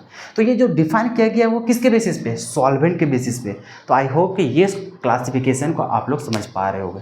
अगर कभी भी तुम्हारे पास एक क्वेश्चन दे दिया और वहाँ पे कहीं पर भी ये छोटा सा टर्म तुम्हें यूज किया गया एक्वस सॉल्यूशन, तो एक्वस सॉल्यूशन कहीं भी यूज कर दिया, दिमाग में घुसा लेना कि एक्वस सॉल्यूशन का मतलब होता है कि वहाँ पर जो सॉल्वेंट होगा वो पानी होगा। वहाँ पे पानी लिखा हो ना लिखा हो कोई मैटर नहीं करता है। आज के बाद हमारे दिमाग में ये घुस जाना चाहिए कि कहीं पर भी वो एक्वस सॉल्यूशन का बात कर रहा है मतलब वहाँ पे पानी अवेलेबल है, मतलब पानी अवेलेबल है। और वो पानी जो ट्रीट करेगा वो किसके जैसा? एज अ सॉल्वेंट के जैसा वो ट्रीट करेगा। क्लियर है यहाँ तक? चलो, तो ये दोनों एग्जाम्पल को लिखो, क्लासिफिकेशन को लिखो। आई होप कि सारी बातें आप लोगों को क्लियर होती जा रही है। ओके, चलो लिख लो जी, जल्दी से लिख लो इसको, उसके बाद हम लोग चलेंगे सेकंड क्लासिफिकेशन। चलो, अब हम लोग देखने जा रहे हैं दूसरा क्लासिफिकेशन। अभी देखो पहला जो था वो हम लोग सॉल्वेंट क्या ले रहे हैं उसके बेसिस पे हम लोग डिफाइन किया हुआ था, ठीक है, कि वो एक्वस होगा कि नॉन एक्वस होगा। अभी जो हम लोग डिफाइन करने वाले हैं वो भी अभी एक तरह से बोलो सॉल्वेंट के बेसिस पे ही डिफाइन कर रहे हैं, लेकिन सॉल्वेंट कितना ले रहे हैं इसके बेसिस पे डिफाइन किया गया है। मतलब अमाउंट ऑफ सॉल्वेंट के बेसिस पे हम लोग डिफाइन कर रहे हैं कि उस सॉल्यूशन को किस नाम से जाना जाता है। तो यहाँ पे हम लोग को दो टाइप का सॉल्यूशन पढ़ना है, एक है कंसंट्रेटेड और दूसरा है हम लोग को क्या? Diluted solution. तो हम लोग डाइल्यूट सॉल्यूशन किसको बोलेंगे? कंसंट्रेटेड सॉल्यूशन किसको बोलेंगे? तो इसको डिफाइन किया गया है अमाउंट ऑफ सॉल्वेंट के बेसिस पे। तो आओ हम लोग पहले इसको समझते हैं, सारी बातें तुम लोगों को समझ में आ जाएगी। देखो दूसरा क्लासिफिकेशन क्या है? On the basis of amount of solvent added, कि सॉल्वेंट कितना ऐड किया जा रहा है उसके अमाउंट के बेसिस पे डिफाइन किया गया है कि उस सॉल्यूशन को किस नाम से जाना जाएगा। आओ हम लोग समझते हैं। जैसे कि हमारे पास यहाँ पे दो कंटेनर हैं, ठीक है, कंटेनर लेकर के ही तुम लोग को एग्जाम्पल दे करके इतना समझाएंगे कि तुम लोग भूल जाओगे कि अच्छा भूलते भी कैसे हैं, ठीक है। तुम लोग को दिमाग के मेमोरी में पूरा घुसा देंगे इतना अच्छा से ना कि तुम लोग लाइफ में कभी भूलोगे नहीं ये सारी बातों को। ये तो अभी बस ट्रेलर है, ठीक है, अभी तो मेन टॉपिक में हम लोग घुसे ही नहीं है, अभी तो हम लोग इंट्रोडक्शन पार्ट को पढ़ रहे हैं, ठीक है, मज़ा आ जाएगा आगे पढ़ के। जैसे यहाँ पर देखो हम लोग दो चीज़ मिला रहे हैं, क्या क्या मिला रहे हैं? हम लोग मिला रहे हैं नमक NaCl और हम लोग मिला रहे हैं वाटर। ओके, हम लोग यहाँ पे नमक मिला रहे हैं, वाटर। ठीक उसी प्रकार से एक और सॉल्यूशन बनाए, यहाँ पर भी हम लोग मिला रहे हैं नमक NaCl और हम लोग मिला दिए यहाँ पर क्या चीज़? वाटर। ओके, पहले मैं देख लेता हूँ नीचे आप लोग को दिख भी रहा है या नहीं दिख रहा है। चलो लगभग तो दिख ही रहा है। चलो ऊपर क्लासिफिकेशन आपको लिखा हुआ नहीं भी दिखेगा तो कोई बात नहीं, नीचे आपको दिखना ज़रूरी है। चलो अब तो अच्छा से दिख रहा होगा। चलो जी, तो हम लोग यहाँ पे देखो दो टाइप का सॉल्यूशंस बना रहे हैं और दोनों हम लोग को क्या है? सेम कंपोनेंट का। जैसे यहाँ पर भी नमक पानी, यहाँ पर भी नमक पानी, ठीक है। लेकिन अब इसका अमाउंट की बात करें तो देखो अभी आपके पास जो NaCl है ये हम लोग ले लिए यहाँ पर कितना 20 ग्राम, कितना ले लिए हैं 20 ग्राम। ओके, और यहाँ पर जो वाटर लिया गया है वो वाटर आप मान के चलिए लिया गया है कितना 50 ग्राम लिया गया है। कितना लिया गया है 50 ग्राम। ओके, या फिर यहाँ पे ऐसा समझ लीजिए, इसको हम लोग कम कर देते हैं। यहाँ पर आप कितना ले ले, मान के चलो यहाँ पे 5 ले ले 10, चलो 10 ले लेते हैं। 10 ग्राम आप चीनी ले लिए, क्या ले लिए 10 ग्राम चीनी ले लिए, और जो पानी लिए हैं वो कितना लिए हैं 50 ग्राम ले लिए। चीनी कितना है, मतलब नमक क्या है, सॉरी नमक लिए हम लोग ना, नमक कितना लिए हैं 10 ग्राम, पानी कितना लिए हैं 50 ग्राम।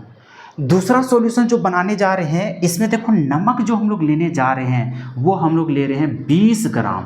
ओके, क्लियर यहाँ तक? Yes sir. और यहाँ पे जो पानी ले रहे हैं वो पानी हम लोग कितना ले रहे हैं 40 ग्राम। कितना ले रहे हैं 40 ग्राम।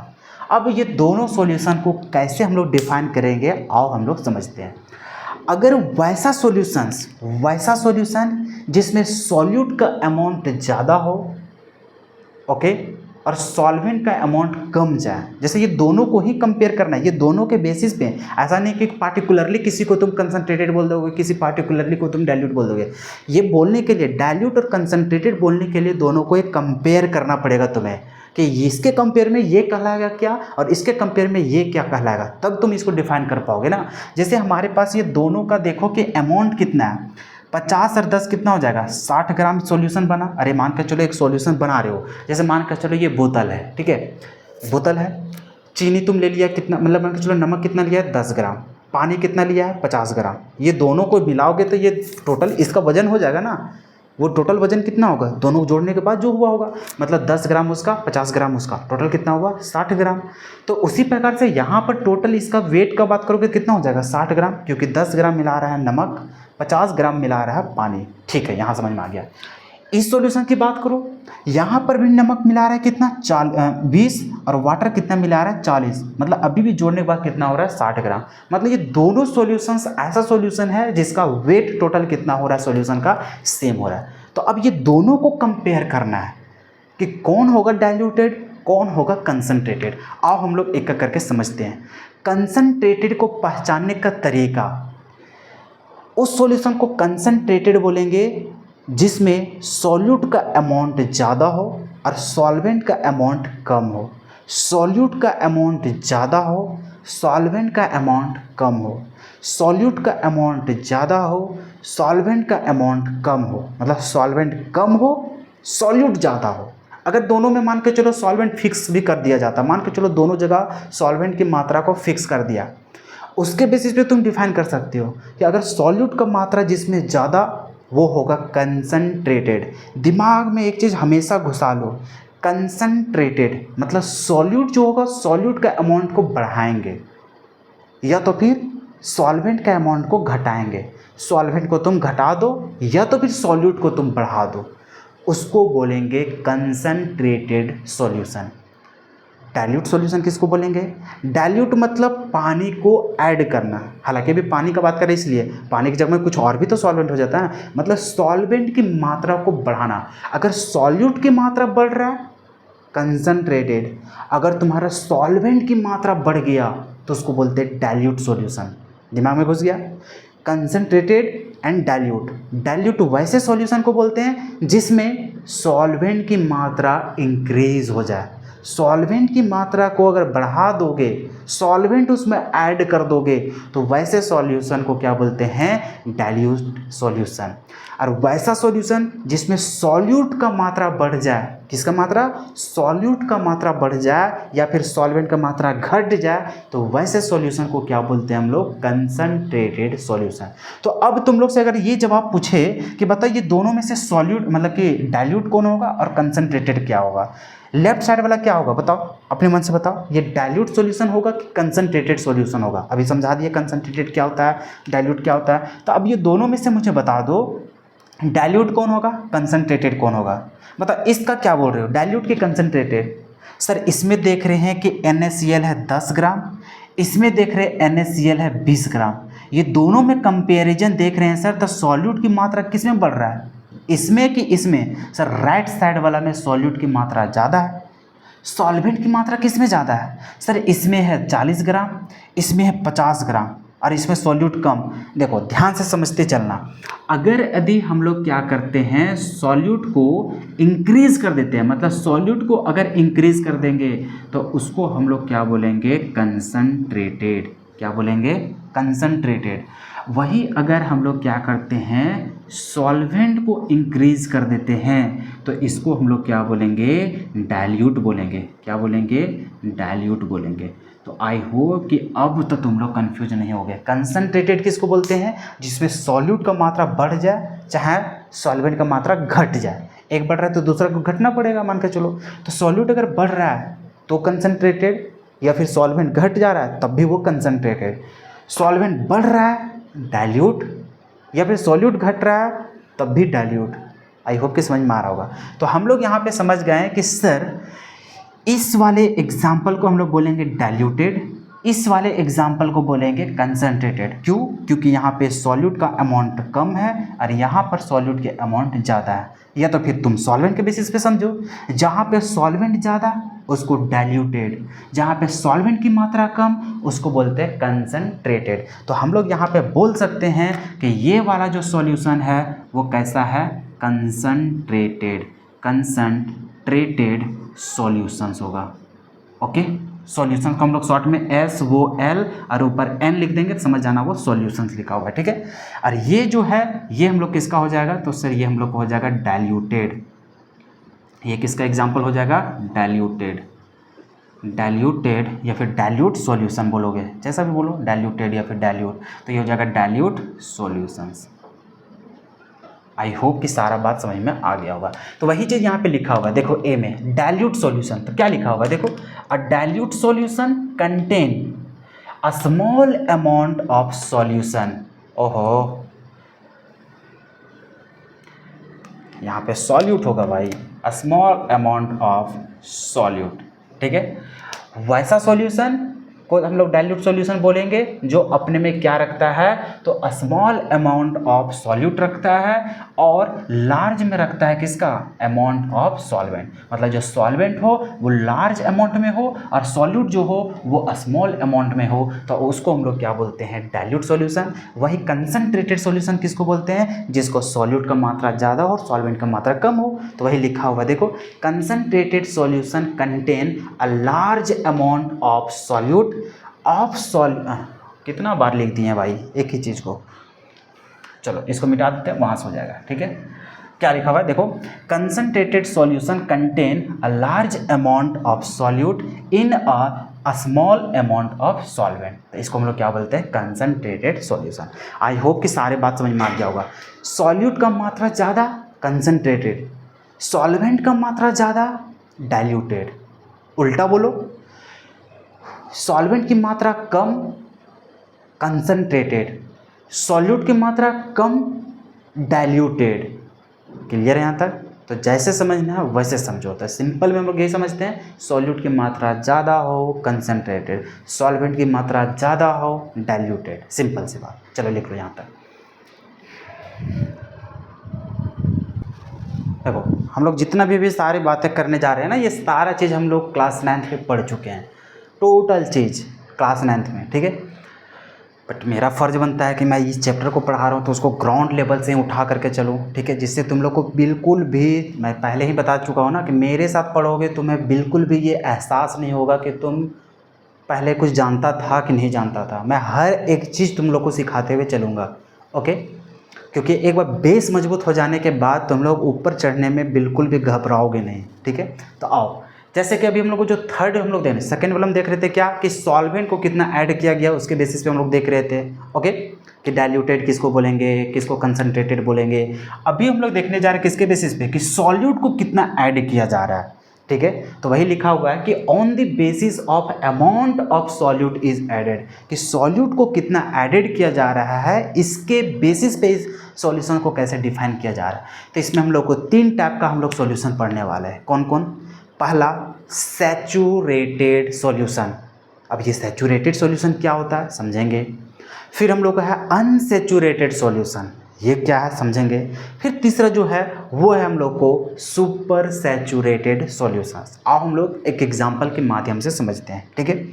जैसे कि मान के चलो ये रहा, ये सारा कुछ देखो लाइफ में क्या है ना कि तुम दिनचर्या में तुम देख पाते हो, ये सारी चीज़ें ना पूरा एकदम फील के साथ तुम पढ़ सकते हो।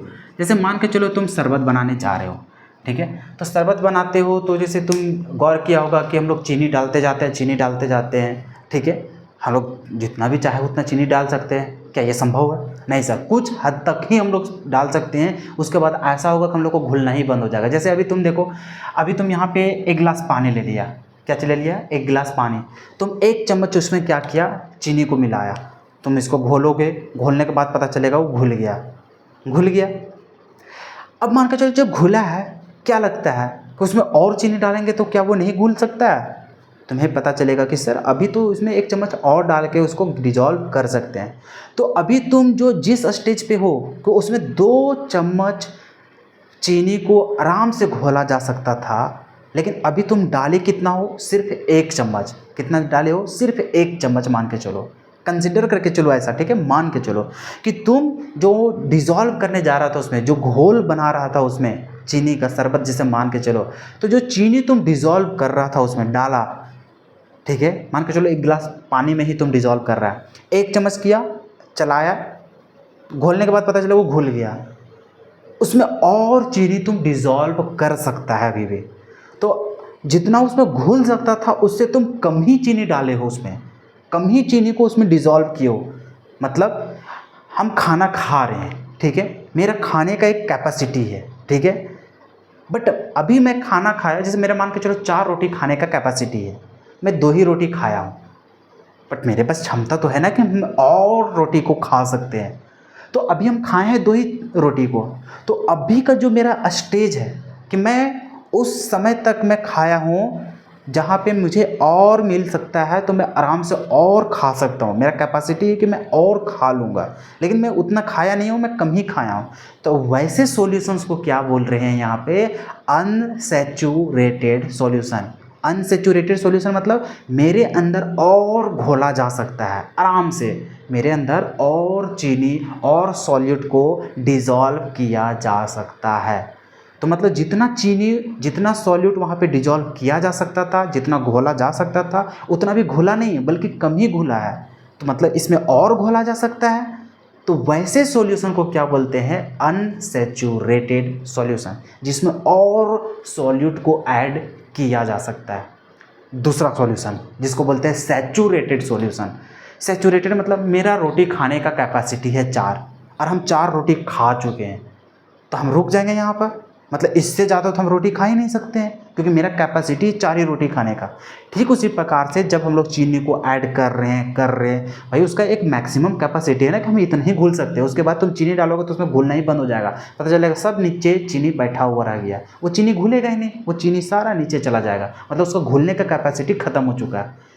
तो जो मैक्सिमम जो उसका कैपेसिटी होता है, जितना वो घुल सकता है, उस पॉइंट को क्या बोलते हैं, उस सॉल्यूशंस को क्या बोलते हैं? Saturated solution. जैसे अभी हम 4 रोटी खाने का कैपेसिटी था, हम 4 रोटी खा चुके हैं, इससे ज़्यादा हम खा ही नहीं सकते हैं, इससे ज़्यादा हम खा ही नहीं सकते क्योंकि हम खाते ही नहीं हैं, हम इतने ही खाते हैं। तो इस पॉइंट को, इस सॉल्यूशंस को क्या बोलेंगे? Saturated solution.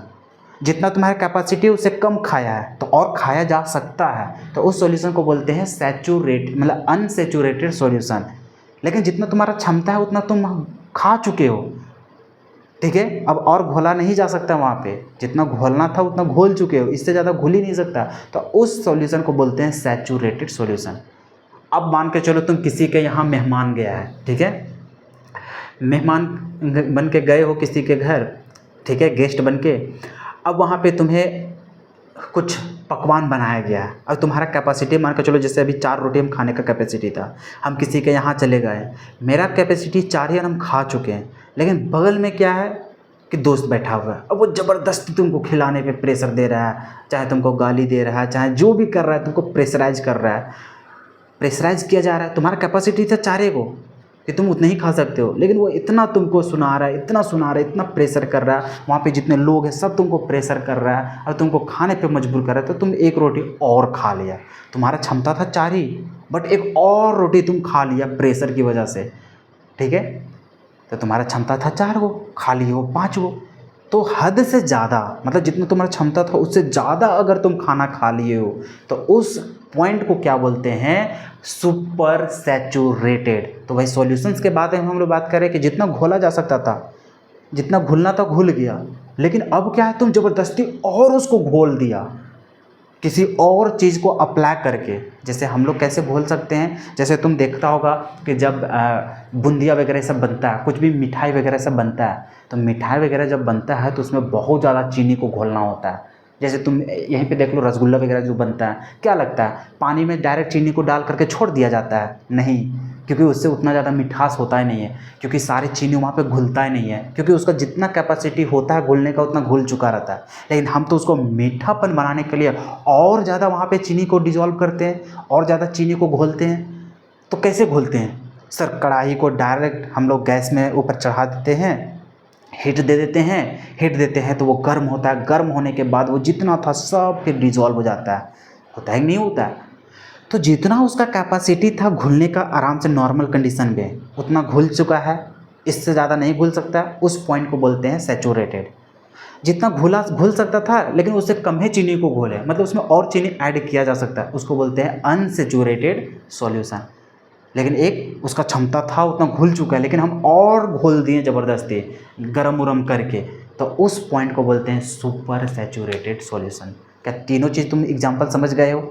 कि जो जितना भी मिठाई वगैरह बनता है उसमें तुम देखते हो कि बहुत ज़्यादा चीनी को मिलाया जाता है, लेकिन वो अपने आप नहीं मिलता, उसको गर्म किया जाता है, क्योंकि उसका कैपेसिटी से ज़्यादा उसमें घोला जाता है। तो उस सॉल्यूशंस को क्या बोलते हैं, super saturated solution. I think कि तीनों कॉन्सेप्ट तुम्हें समझ में आ गया। तो वही चीज़ यहाँ पे क्या है, बनाया गया है। सैचुरेटेड मतलब जितना क्षमता था उतना घुल चुका है, इससे ज़्यादा घुल नहीं सकता। तो वही लिखा हुआ है when no more solute is added, मतलब और भी ज़्यादा सॉल्यूट को ऐड नहीं किया जा सकता है, तो वैसे सॉल्यूशंस को क्या बोलते हैं, सैचुरेटेड सॉल्यूशन। वही लिखा हुआ है when no more solute is added to solvent, कि और भी ज़्यादा सॉल्यूट को ऐड नहीं किया जा सकता है सॉल्वेंट में, तो वैसे सॉल्यूशन को क्या बोलते हैं, सैचुरेटेड सॉल्यूशन के नाम से जानते हैं। अनसैचुरेटेड किसको बोलेंगे, कि इसमें और घोला जा सकता है, क्योंकि इसका कैपेसिटी अभी फुल हुआ नहीं है। तो वही लिखा हुआ कि when more solute can be added, और भी ज़्यादा सॉल्यूट ऐड किया जा सकता है किसमें, सॉल्वेंट में, इस तरह के सॉल्यूशन को क्या बोला जाता है, अनसैचुरेटेड सॉल्यूशन। कि इसका कैपेसिटी भी फुल नहीं हुआ है, इसमें और घोला जा सकता है, तो इसको बोलते हैं अनसैचुरेटेड। तीसरा है सुपर सैचुरेटेड सॉल्यूशन, मतलब इसमें ज़बरदस्ती किया गया है, इसमें ज़बरदस्ती घुलाया गया है हीट उट करके, तो ऐसे सॉल्यूशन को बोलते हैं सुपर सैचुरेटेड सॉल्यूशन। तो वही लिखा हुआ है दोज सॉल्यूशन, वैसा सॉल्यूशन इन विच, जिसमें more amount of solute is dissolve than its capacity, उसका जितना कैपेसिटी था उसके कैपेसिटी से और ज़्यादा अमाउंट सॉल्यूट को ऐड किया गया है, तो इस प्रकार के सॉल्यूशंस को क्या बोलते हैं, सुपर सैचुरेटेड सॉल्यूशन। और ये सब नॉर्मल कंडीशन पे हो ही नहीं सकता है कि कैपेसिटी उससे ज़्यादा तुम घोल दो, इसके लिए तुमको और भी कुछ करना पड़ेगा। जैसे कि हम लोग अभी जस्ट एग्जांपल लिए थे कि जब हम लोग ये रसगुल्ला वगैरह से बनाते हैं तो उसमें और ज़्यादा हीट करना पड़ता है, तब वो डिजॉल्व होता है। तो वही चीज़, तो वही लिखा हुआ है कि it is obtained from heat of saturated solution. ये सॉल्यूशन तब मिलता है जब हम लोग सैचुरेटेड सॉल्यूशन को हीट करना स्टार्ट करते हैं, जब उसको हीट करेंगे तब उसमें और ज़्यादा डिज़ोल्व किया जा सकता है। तो इस प्रकार से हम लोग देखें क्या क्या होता है, हम लोग स्टार्टिंग से पढ़ते आए। सबसे पहले देखें एक्वस, नॉन एक्वस, फिर हम लोग देखें क्या क्या डाइल्यूटेड, और क्या देखें, तो हम लोग फिर देखें कंसंट्रेटेड। अभी हम लोग क्या देखें, 3 टाइप का, सैचुरेटेड, अनसैचुरेटेड, और क्या देखें, सुपर सैचुरेटेड। अब हम लोग चलते हैं तीसरा तरीका से हम लोग इसको डिफाइन किए। अब चलते हैं चौथा तरीका से। चौथा तरीका क्या हम लोग को डिफाइन करता है, कैसे हम लोग सॉल्यूशन को डिफाइन करेंगे, इतना लिख लो, उसके बाद हम लोग डिस्कस करते हैं। लिख लो जल्दी से, समझ में तो आ रहा है ना भाई सभी को? आई होप कि सबको समझ में आ रहा होगा। चलो अब हम लोग देखने जाते हैं चौथा, ठीक है। जैसे अभी तक हम लोग क्या क्या देखे, सबसे पहले हम लोग देखे थे कि सॉल्वेंट की क्या लिया गया है। जैसे सॉल्वेंट हम लोग वाटर के बेसिस पे डिफाइन किए थे पहला, जिसमें से हम लोग क्या क्या देखे, तो हम लोग देखे एक्वस, नॉन एक्वस। फिर हम लोग देखे क्या, तो हम लोग देखे कि अमाउंट कितना ऐड किया गया है सॉल्वेंट का उसके बेसिस पे, जिसमें हम लोग देखें कंसनट्रेटेड एंड एक्वस मतलब कंसनट्रेटेड एंड डाइल्यूटेड देखें। फिर हम लोग देखें सॉल्यूट के अमाउंट के बेसिस पे कि सॉल्यूट कितना अमाउंट ऐड किया जा रहा है, तो उसके बेसिस पे देखें 3 को पढ़े, क्या क्या, saturated, unsaturated and super saturated. अभी भी हम लोग सॉल्यूट के बेसिस पे ही डिफाइन करने जा रहे हैं, लेकिन अभी हम लोग अमाउंट के बेसिस पे नहीं बल्कि नंबर ऑफ सॉल्यूट पार्टिकल के बेसिस पे हम लोग देखना स्टार्ट कर रहे हैं। या फिर डायरेक्ट तुम यहाँ पे बोल सकते हो सॉल्यूट नहीं, नंबर ऑफ सॉल्यूट एडेड, यहाँ पे सॉल्यूट के बेसिस पे हम लोग नहीं देखते हैं बल्कि ऐसा देखते हैं, ये थोड़ा अच्छा नहीं लगेगा, ठीक है। नंबर ऑफ पार्टिकल्स लिख लो या फिर नंबर ऑफ कंपोनेंट लिख लो कि on the basis of number of component, number of component, हाँ ये लिखोगे तो ये थोड़ा सा सुटेबल अच्छा लगेगा। चलो नंबर ऑफ कंपोनेंट, तो अभी जो हम लोग देखने जा रहे हैं वो टोटल नंबर ऑफ कंपोनेंट के बेसिस पे कि वो जो सॉल्यूशंस बना रहे हो उस सॉल्यूशन में क्या क्या मिला रहे हो, कितना कंपोनेंट को डिसॉल्व कर रहे हो, 2 कंपोनेंट 3 अच्छा तुम खुद बताओ, क्या किसी भी सॉल्यूशन में एक कंपोनेंट सिर्फ हो सकता है क्या? नेवर एवर, कभी नहीं, क्योंकि हम लोग मिश्रण पढ़ रहे हैं, मिक्सर बना रहे हैं, और मिक्सर किसी एक चीज़ से नहीं बनता है, क्योंकि एक अगर रहा तो वो प्योर फॉर्म में रहेगा। मिक्सर तब होगा जब 2 चीज़ को मिक्स करोगे, ठीक है। तो हम लोग कभी भी मिक्सर बनाएंगे, कभी भी सॉल्यूशंस बनाएंगे तो उसमें कम से कम तो 2 कंपोनेंट की आवश्यकता पड़ेगा ही पड़ेगा, 2 से अधिक हो सकता है, ठीक है। तो अभी जो हम लोग सॉल्यूशन को डिफाइन कर रहे हैं वो on the basis of number of component के बेसिस पे डिफाइन कर रहे हैं कि नंबर ऑफ कंपोनेंट कितना है। अगर उस सॉल्यूशन पे 2 कंपोनेंट यूज किए हैं, जैसे मानकर चलो चीनी और पानी यूज किए हैं, तो उसमें नंबर ऑफ कंपोनेंट कितना है? 2 ही को, चीनी मिलाएं और पानी मिलाए हैं। अगर मानकर चलो तुमको ऐसा जब इंटरा किया कि मानकर चलो वहाँ पे चीनी मिलाएं, पानी मिलाएं, नींबू मिलाएं, अब बताओ ऐसे सॉल्यूशन को क्या बोलोगे? तो यहाँ पे देखो 3 को कंपोनेंट मिलाया, नींबू, चीनी, पानी, तो इस सॉल्यूशन को अलग नाम दिया जाएगा। तो यहाँ पे हम लोग नंबर ऑफ कंपोनेंट के बेसिस पे डिफाइन करने जा रहे हैं कि उस सॉल्यूशन को क्या बोलेंगे। तो ध्यान से समझो, कभी भी वैसा सॉल्यूशन जिसके पास सिर्फ 2 कंपोनेंट अवेलेबल हो, वैसा सॉल्यूशन जिसके पास सिर्फ और सिर्फ 2 कंपोनेंट मौजूद हो, तो उस प्रकार के सॉल्यूशन को बोलते हैं बाइनरी सॉल्यूशन। क्या बोलते हैं? Binary solution. बाइनरी का मतलब होता है 2, ठीक है, बाइनरी सॉल्यूशन। तो कभी भी तुम्हारे पास सॉल्यूशन नाम आ गया बाइनरी सॉल्यूशन, तो दिमाग में घुसा लेना कि यहाँ पे सिर्फ और सिर्फ 2 कंपोनेंट अवेलेबल है, और 2 कंपोनेंट मतलब एक सॉल्यूट होगा और दूसरा सॉल्वेंट होगा, सिंपल सी बात। तो वही यहाँ पे लिखा हुआ है कि दोज सॉल्यूशन हैविंग 2 कंपोनेंट, जिसके पास 2 कंपोनेंट अवेलेबल हो, तो उस प्रकार के सॉल्यूशन को क्या नाम से जाना जाता है? बाइनरी सॉल्यूशन के नाम से जाना जाता है। जैसे कि देखो एग्जांपल में लिखती है NaCl प्लस वाटर, ओके। अब बात करते हैं वैसा सॉल्यूशन जिसमें 3 कंपोनेंट अवेलेबल हो।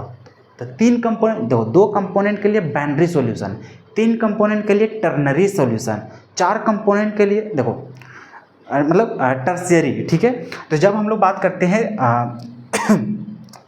3 कंपोनेंट का, तो 3 कंपोनेंट का देखो, दोज सॉल्यूशन हैविंग 3 कंपोनेंट, जब हम लोग वैसा सॉल्यूशन जिसमें 3 कंपोनेंट, जैसे अभी एग्जांपल बोले चीनी ले लो, नींबू ले लो और तुम क्या ले लो? पानी ले लो, तो यहाँ पे 3 को मिक्स किया है, तो ऐसे एग्जांपल को क्या बोलेंगे? ऐसा सॉल्यूशन को क्या बोलेंगे? Ternary solution. क्या बोलेंगे?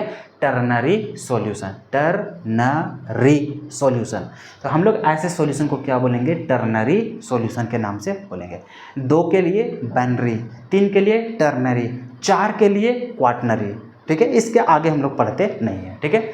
अब यहाँ पे देखो इतने सारे हम लोगों को कंपोनेंट के बेसिस पे डिफाइन किया गया। बाइनरी सॉल्यूशन बोलेगा मतलब 2 कंपोनेंट जिसमें से एक सॉल्यूट और दूसरा सॉल्वेंट होगा।